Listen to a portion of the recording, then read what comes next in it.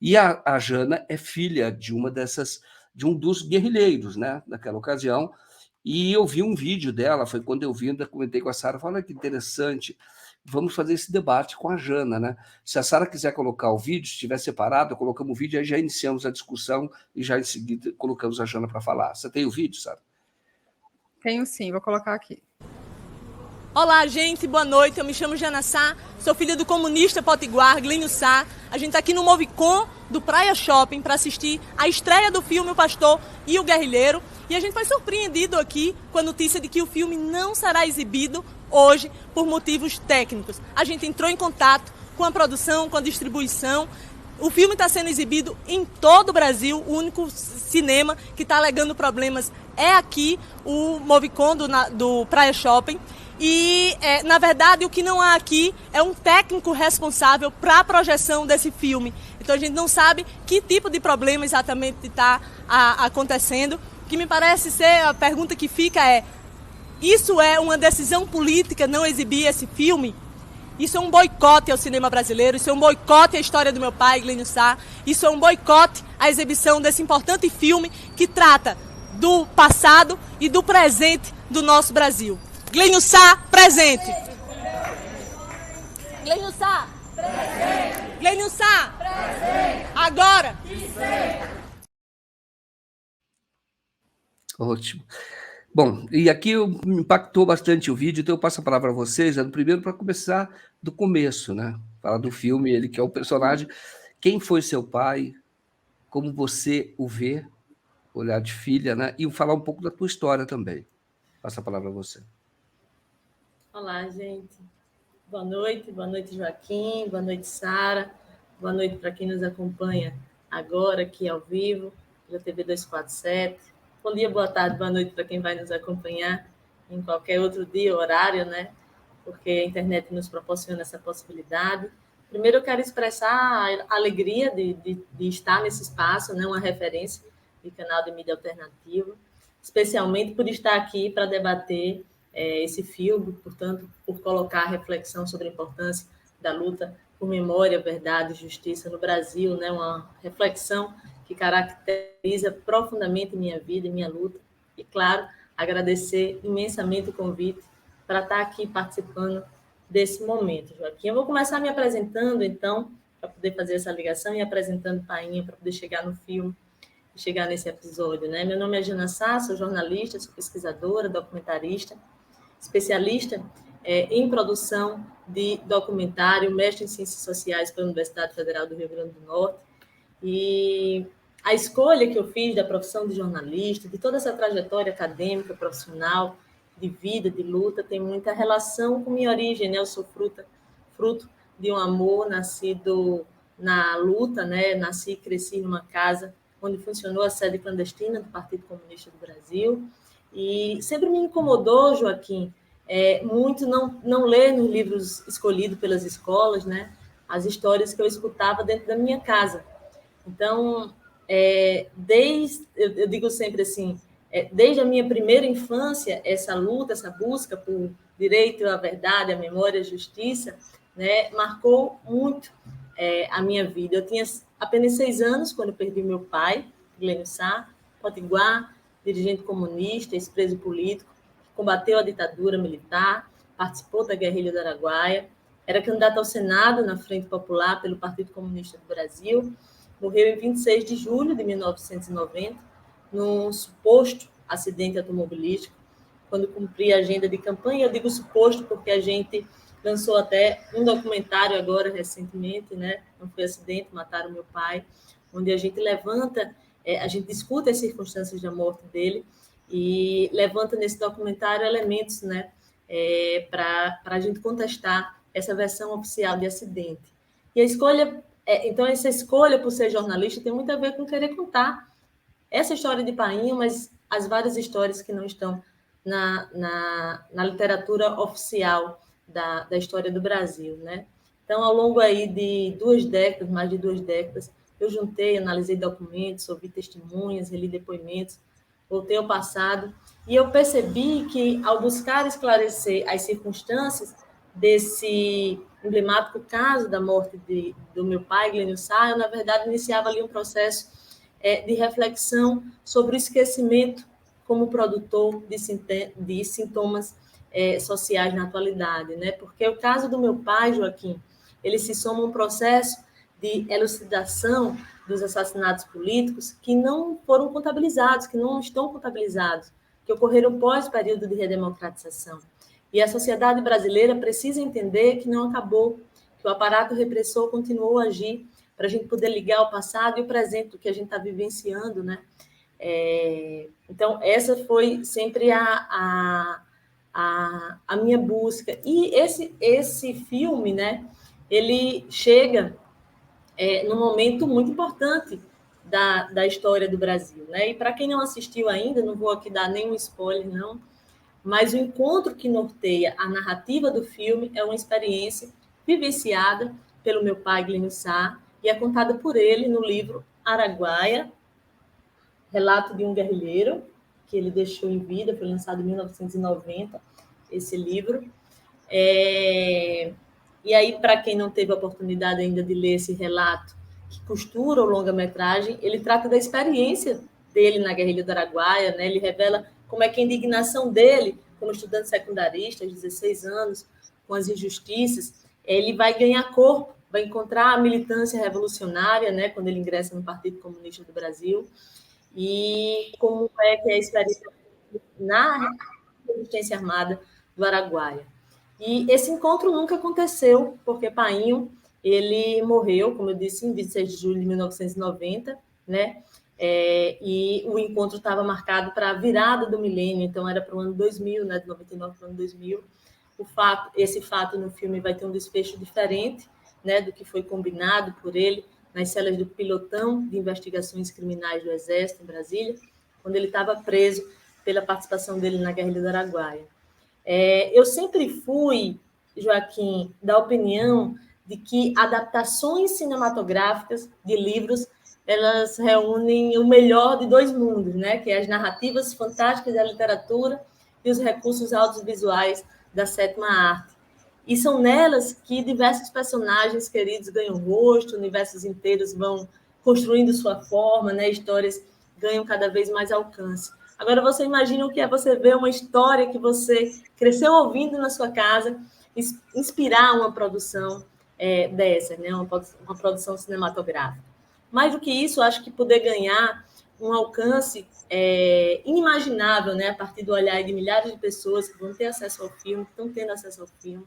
Então, essa é, na prática, mais um passo na luta que a minha família faz desde sempre, como eu disse, por memória, verdade e justiça, uma luta que foi iniciada pelo meu próprio pai, né? Logo que ele saiu da prisão, em 1974, e é preciso ser dito, Painho teve 3 prisões, ele foi preso 2 vezes em 69, pela participação dele no movimento estudantil secundarista, e aí ele, ali, depois do AI-5, ele tinha 2 escolhas, né?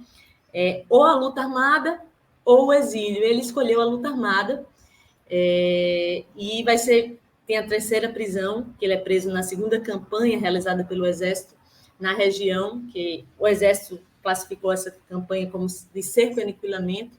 Ele é preso, então, no final, em setembro de 1972, e só sai da prisão no final de 1974, né? Então, logo que ele sai da prisão, ele já retoma essa luta na busca dos corpos dos companheiros mortos e desaparecidos no Araguaia, na luta por anistia, na luta pelas diretas, na luta contra a continuidade das violências de Estado, na luta contra a continuidade da tortura nos presídios, uma luta que ele não fez só, né? Ele fez com a sua companheira, Fátima Sá, minha mãe, certamente não estou conseguindo acompanhar todos os comentários aqui, mas ela está aqui, viu, Joaquim? Porque ela já acompanha o TV247.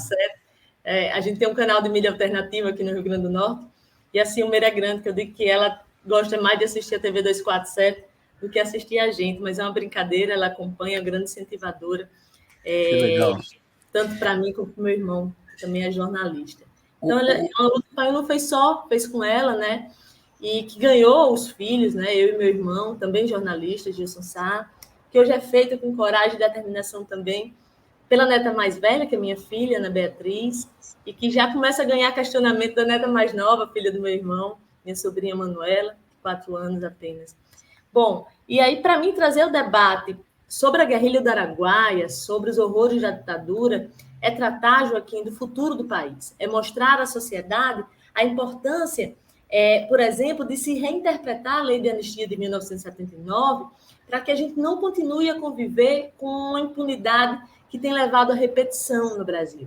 Precisamos punir os agentes de Estado que cometeram os crimes de lesa humanidade, porque eles são imprescritíveis. Precisamos contar a inteira verdade sobre os horrores da mais sangrenta ditadura brasileira e discutir o que resta dela até os dias de hoje. E o cinema é um instrumento muito potente para trazer à tona essa discussão, né? Nós lançamos também, como eu disse, um filme, um documentário, Não Foi Acidente, Mataram Meu Pai, em que a gente contesta essa versão oficial da morte dele, com elementos que levantam a dúvida. Então, assim, dessa forma a gente vai trazendo temas difíceis, pesados, mas que precisam ser tratados, que precisam ser enfrentados pela sociedade.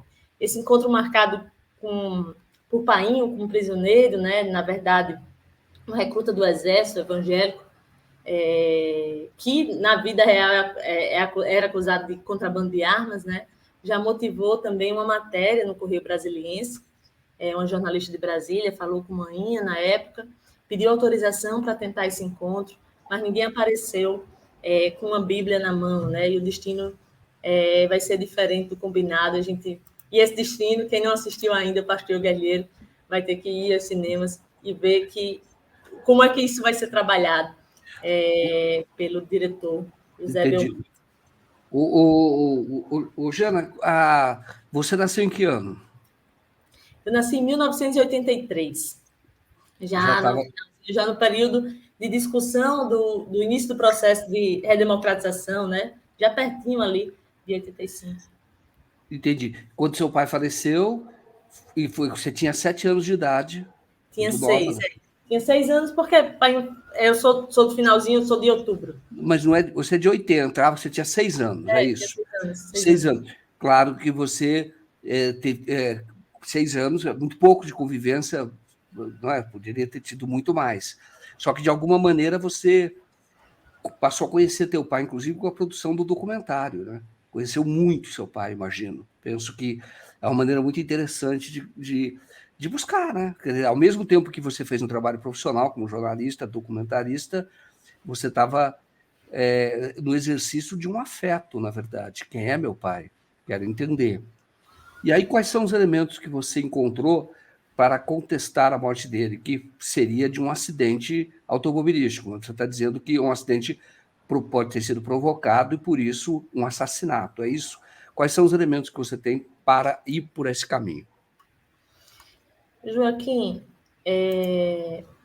primeiro assim, na verdade, o que eu tenho do meu pai, infelizmente, eu não tenho nenhuma lembrança física do meu pai, né?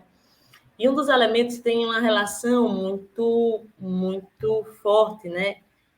Que para mim assim causa uma profunda tristeza em falar isso, porque eu não tenho nenhuma foto com meu pai. Nossa. E eu não tenho nenhuma foto, nenhum registro fotográfico com meu pai, porque logo depois da morte de Painho, nossa casa sofreu 3 arrombamentos.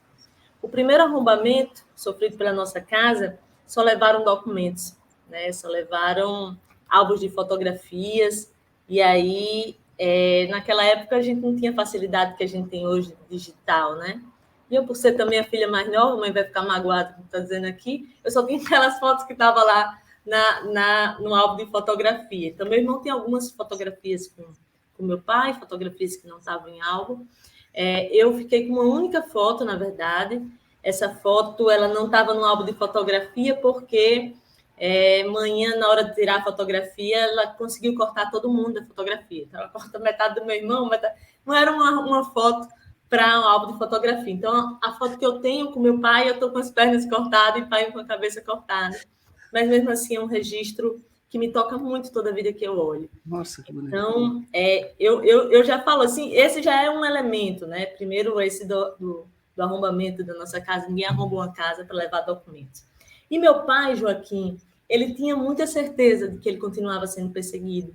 E ele falava muito isso para a mãe. Hoje, mãe, até conversando, disse que se arrepende em alguns momentos, ter achado que era alguma coisa ainda de resquício das prisões que ele sofreu, né? E das torturas nas prisões que ele sofreu. Mas ele tinha muita certeza, então o Painho tinha toda a documentação dele, que ele achava importante, numa mala guardada num lugar muito seguro da casa, né? E a gente continua hoje com essa mesma paranoia, né? E ele dizia a minha mãe que a herança estava, inclusive, nessa mala, a herança da gente, né? Brincando e tal. E terminou sendo, quando a gente entrou no processo de pedido da anistia política, eu utilizei muitos documentos dele, da mala, né? Terminou até sendo. Mas, bem, a gente vai trazer elementos. Veja só, Joaquim, eu cresci, como eu disse a você, tinha 6 anos de idade, eu cresci com a minha mãe contestando em casa essa versão oficial do acidente. Minha mãe, meus tios, os irmãos de Painho.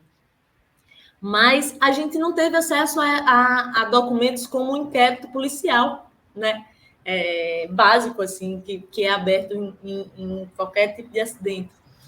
Então, eu não tinha nenhum elemento que pudesse fazer realmente essa afirmativa. Quando eu terminei meu trabalho de conclusão de curso, eu terminei esse trabalho com a realização de um livro-reportagem sobre a participação dele na guerrilha, né? Porque, além desse relato, ele deixou muita coisa escrita que não foi publicada.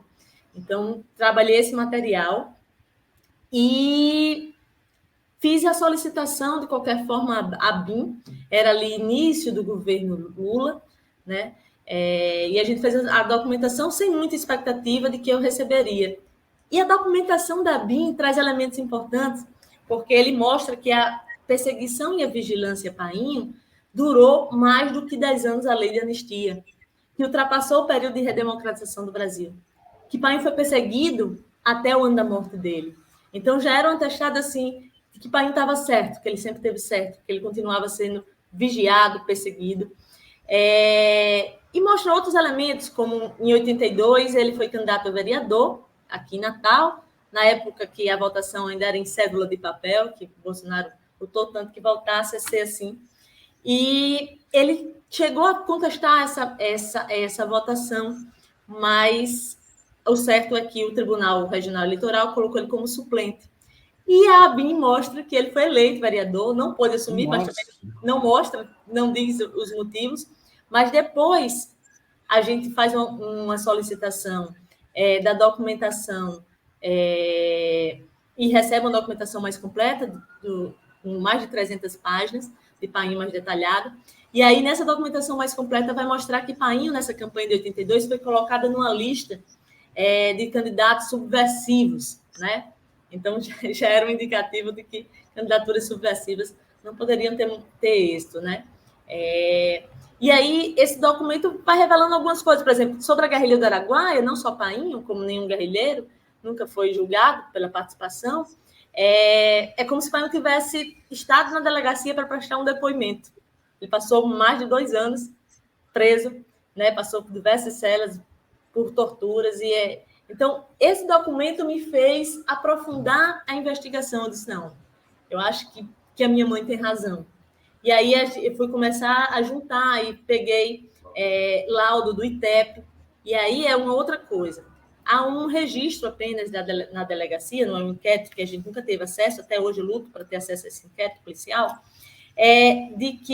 do acidente, só que nesse registro diz que não foi possível localizar a placa do Opala, né? Porque meu pai vinha no Fusca e essa colisão entre um Fusca e um Opala. Diz que não foi possível localizar, só que, Joaquim, a foto da placa está estampada em todos os jornais. A morte de Painho teve uma repercussão nacional muito grande, muito forte. Aqui, só para você ter uma ideia, de assinaturas no centro de velório, foram mais de 5.000 assinaturas, não dá nem para a gente dimensionar quantas pessoas realmente passaram por esse processo. E o Opala bateu e fugiu, é isso? Não conseguiu? O Opala bateu, os ocupantes fugiram, na verdade, chegaram até a ser hospitalizados, né? E a gente nunca soube se eles chegaram a ser escutados pela polícia, né? Simplesmente depois sumiu, assim, ninguém sabe sobre ele, sobre nada.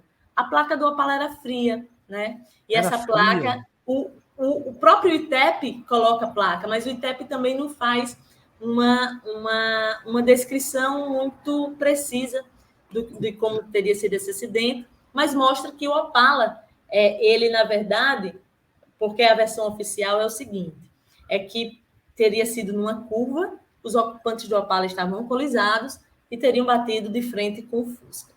Só que no laudo do ITEP, o pouco que se mostra no laudo do ITEP, é que o Opala, quando o Fusca faz a curva, e ele não é na curva, é muito depois da curva o acidente, o Opala emprega uma velocidade 3 vezes maior do que ela vinha, e ele bateu na lateral. É isso. Ele bateu na lateral. Bateu, pegou o painho, porque o Fusca não tem nada na frente, né? Quem conhece de carro sabe que o motor não é na frente, né? Então, essa batida, painho morreu na hora, ficou preso às ferragens. Esse acidente foi à tarde. Ele estava dirigindo? Não, ele estava no banco de passageiro. Morreu também o motorista? Morreu também o motorista, Lírio Guerra, também companheiro dele do partido. Atrás vinham 2 outras pessoas. Um deles, todos os 4 do partido, né, do PCdoB, estavam em campanha. É Antenor Roberto, que era vice-governador aqui do estado do Rio Grande do Norte, na primeira gestão da governadora Fátima Bezerra, agora está como procurador-geral aqui do estado. Sobreviveram, mas também não conseguem falar para a gente, não tem lembrança, sabe, Joaquim, sobre o momento do acidente, então também não consegue contribuir. Então, tudo isso me levou a tentar investigar, procurei as delegacias, não consigo registro nas delegacias dos municípios, né, porque é uma estrada que liga 2 municípios aqui, do interior do estado do Rio Grande do Norte, Jaçanã e Coronel Ezequiel. Não consegui registro, uma diz que perdeu porque numa mudança, a outra diz que perdeu os arquivos do ano de 90 numa chuva e tal. E aí procurei na delegacia de um município maior, próximo a esses 2 municípios, também não consegui. E a gente começou essa luta por tentar juntar esses elementos. E um dos elementos fortes desse quebra-cabeça, Joaquim, é o depoimento do ex-delegado do DOPS, Cláudio Guerra, no livro Memórias de uma Guerra Suja. Sim. Que ele não precisa o nome de painho, mas ele fala sobre um acidente que ocorreu aqui no Nordeste, na década de 90, que morreu teria morrido uma pessoa que lutou contra a ditadura militar e que não teria sido um acidente, que isso teria sido... O Cláudio Guerra fala isso no livro dele, é? Ele fala isso no livro dele. Mas esse caso tem que ser reaberto.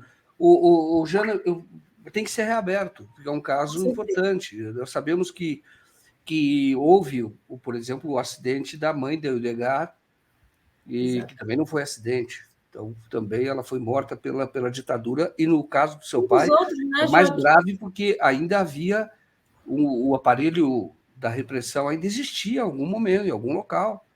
Entendeu? O SNI acabou, acho que em 90, quando assumiu o Collor, mas continuou, o aparelho de repressão ainda existe, essa é uma prova.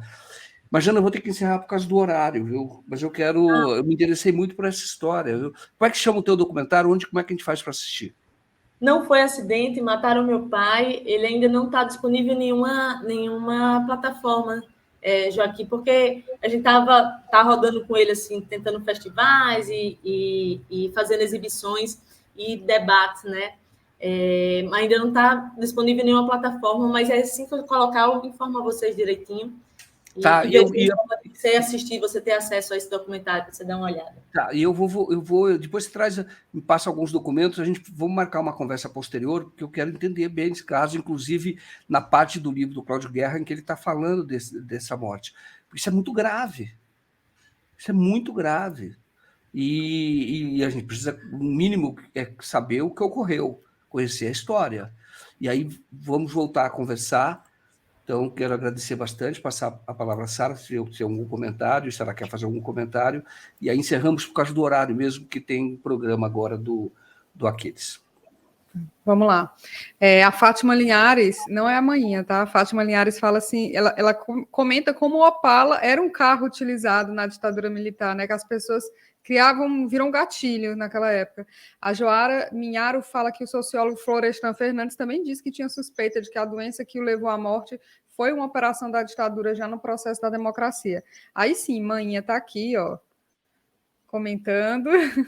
Muito feliz em ver uma história tão rica que eu tive a oportunidade de escutar tantas vezes narrada por ele, desde que nos conhecemos na década de 70, e inspirar produções cinematográficas. E aí o pessoal estava perguntando se o guerrilheiro no filme era o Glênio, mas eu lembro que o diretor explicou que eles misturaram a biografia do teu pai com o Genuíno. Né? Incrível. Isso. E só para a gente encerrar aqui, o Luiz Alberto Benevides fala: companheira, meus parabéns por toda essa luta, e me permita a pergunta que não quer calar. Como é que Cássia Kiss aceitou participar do filme? Olha aí. Que ela está no elenco, né? Mas quem assistir vai ver que ela está num papel que é dela mesmo. Interpretando ela mesma, né? Agora vamos lá. Tá ótimo. Bom, Jana, obrigado aqui, obrigado a todos vocês. E o filme é O Pastor e o Guerrilheiro, e já está aí, tá no circuito, já foi lançado.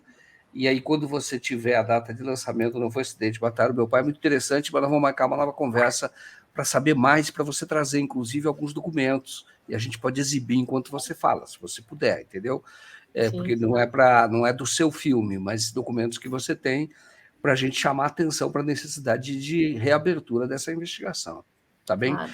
Por interesse histórico, tá bem? Porque hoje não dá mais para punir, porque depende, né? É que tortura é imprescritível. A reinterpretação da lei de anistia de 79, ela permitiria essa punição. Então, a luta é pela reinterpretação dessa lei de 1979. Perfeito. Não, porque no caso é um assassinato, é um homicídio, não é uma tortura. Sim, você está falando do Painho, do caso de Painho. Né? Exatamente. Sim. Mas é necessário que haja uma investigação sobre isso. Porque indícios tem, pelo que você colocou, e agora nós vamos fazer uma outra live em que você pode mostrar, a gente pode mostrar esses documentos, tá bem? Vai ser ótimo. Tá ótimo, então. Então, muito obrigado a todos vocês. Boa noite, Sara. Boa noite, Jana. Obrigado mais uma vez por participar. Até mais. Tchau.